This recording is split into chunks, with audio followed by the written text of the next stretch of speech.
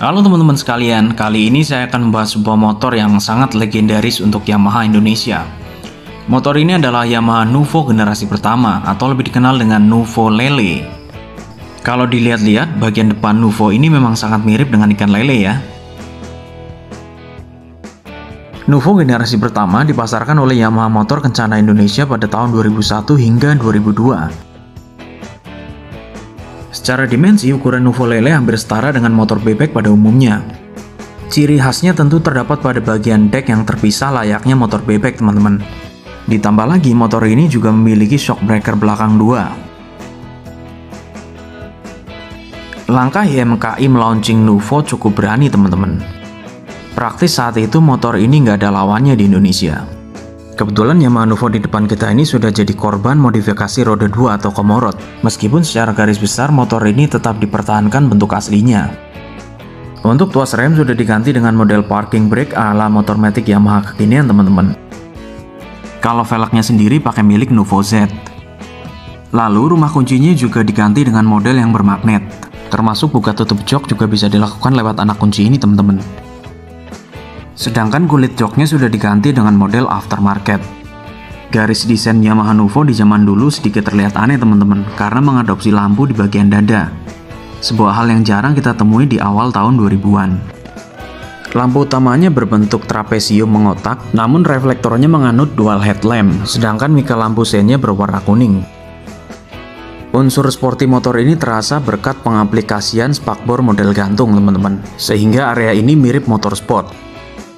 Untuk piringan cakramnya kebetulan sudah diganti dengan model aftermarket, dan beberapa part lain juga diberi aksen chrome yang lumayan, seperti area cover mesin hingga swing arm, sehingga terlihat cukup kontras dengan warna bodinya yang hitam.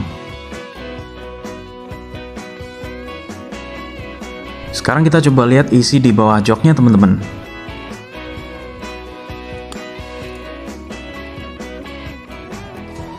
Nah, ini dia bagasinya, teman-teman. Cukup gede ya untuk ukuran motor tahun 2001. Nah, tangki bensinnya sendiri nggak cukup besar ya, teman-teman. Mungkin sekitar 4 literan nih. Dan tutup tangkinya cukup unik.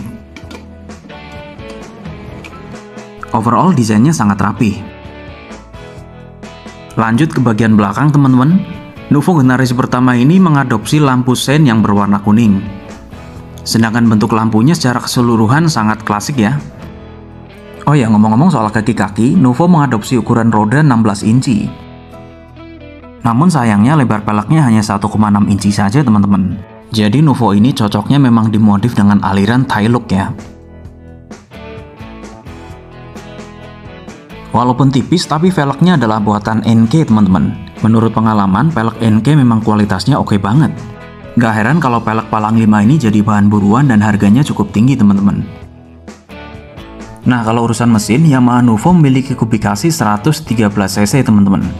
Mesin ini mirip dengan yang dipakai oleh Yamaha Mio Sporty.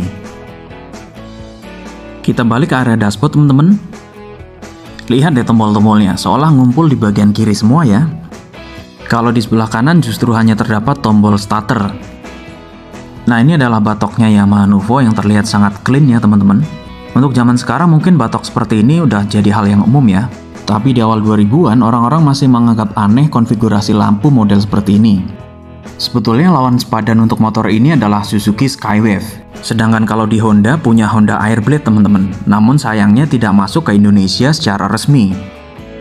Populasi Yamaha Nuvo ini termasuk langka, teman-teman.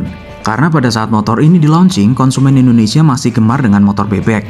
Jadi wajar kalau penjualan Yamaha Nuvo tidak terlalu banyak. Oh ya, Nuvo ini juga punya tombol dim, teman-teman. Unik banget ya.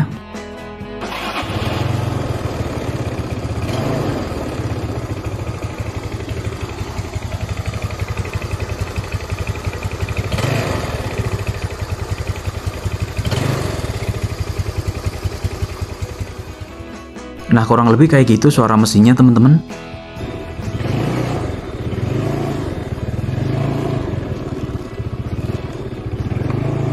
Karakter mesinnya mirip banget dengan Yamaha Mio Sporty.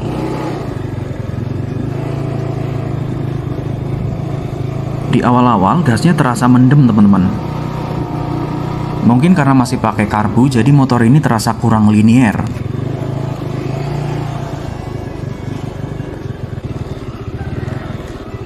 Kalau teman-teman terbiasa bawa motor injeksi, mungkin akan sedikit kagok ya kalau bawa motor ini. Jadi motor langsung menghentak begitu kita buka sedikit gasnya. Motor ini rasanya kurang enak dipakai di kecepatan rendah. Jadi harus kita gas begini teman-teman sehingga motor terasa stabil.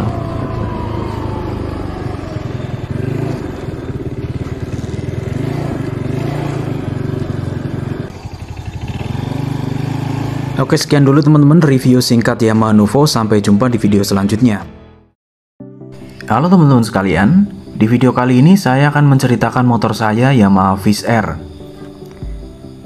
Motor ini sudah saya miliki sekitar 6 tahun.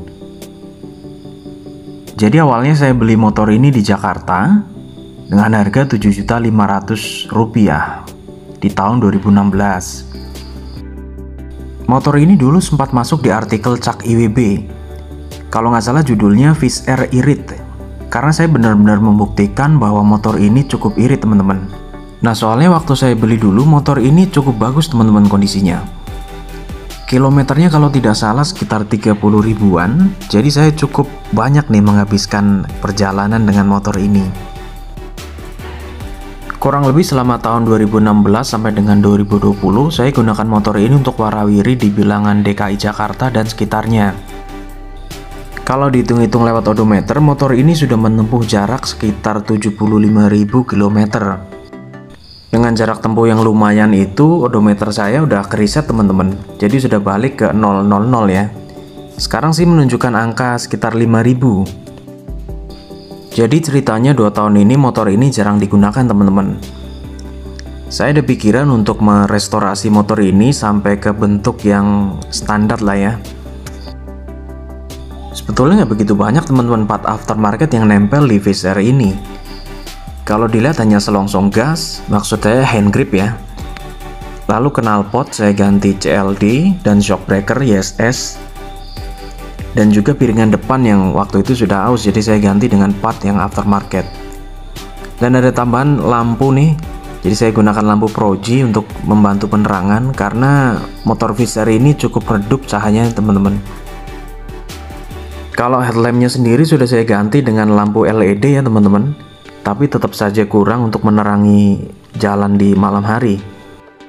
Ini area batok cukup jadi PR ya karena sudah goyang semua, jadi mungkin perlu diganti serumah-rumahnya nih. Kemudian bagian shock belakang teman-teman, ini kita pakai YSS, namun dia sudah bocor karena pernah saya suntik sekali kalau tidak salah waktu di Jakarta ya. Jadi udah saatnya ganti kayaknya ini teman-teman. Nah ngomong-ngomong soal knalpot CLD ini cukup awet ya. Kebetulan belum pernah crash yang sampai terbentur, jadi bentuknya masih cukup bagus. Hanya warna stainlessnya lebih pudar karena kepanasan, kehujanan, dan faktor pemakaian ya.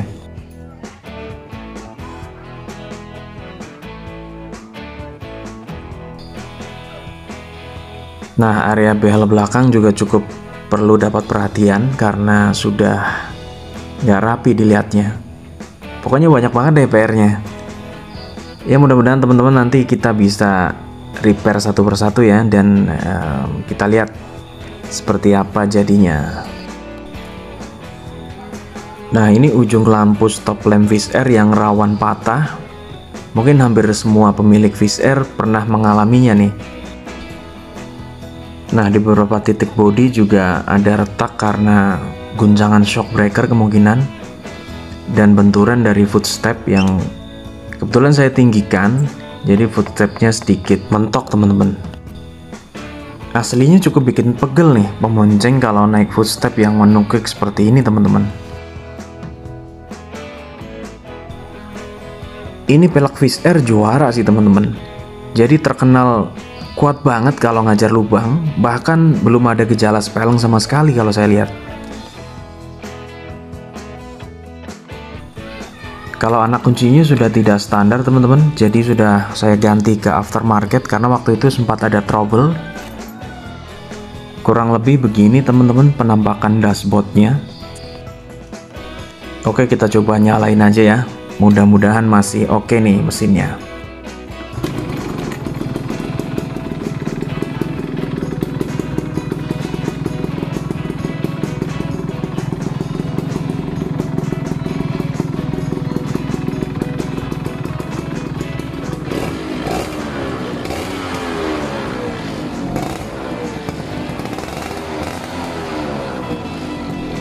Suaranya udah kurang enak didengar teman-teman. Nanti kita perlu ganti nih glass wallnya.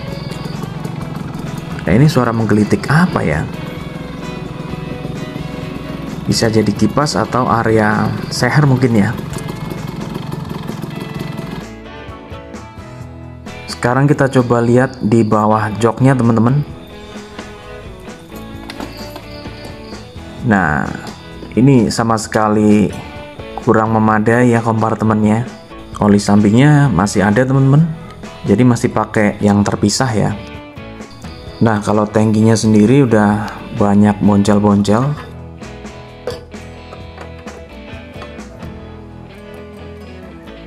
Karena faktor pemakaian yang lumayan, jadi joknya nempel ke bagian panel ini teman-teman, sampai dia membekas. Anehnya kenapa motor ini di stand covernya hitam ya? Padahal dominan oranye kalau dilihat. Teman-teman yang motor Viz R-nya sama seperti saya, boleh komen dong, apakah di STNK memang tertulis hitam? Jadi karena motor ini sudah lumayan berjasa buat saya pengen motor ini kondisinya minimal sama seperti saya beli dulu ya.